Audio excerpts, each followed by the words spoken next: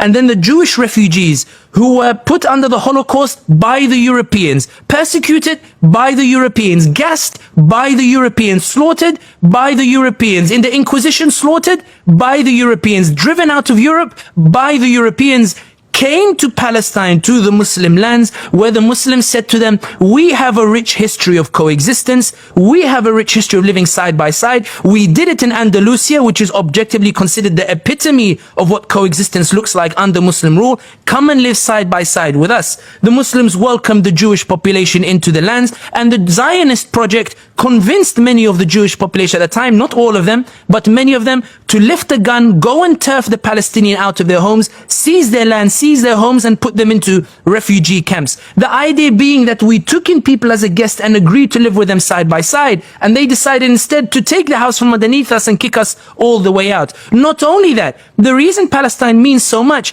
is because there is this glaring shock that instead of the world coming to an agreement that this is an apartheid regime that is set on oppressing the Palestinians, we see instead a coordinated approach from the international community to legalize the illegality, to say, okay, Israel may have taken these lands and stolen these lands and committed ethnic cleansing and driven the Palestinians out, but because we like them better than these backward Arab Muslims, let's discuss not about how to get the Palestinians to return to their lands, let's talk about how much theft can we legalize as part of a two-state solution.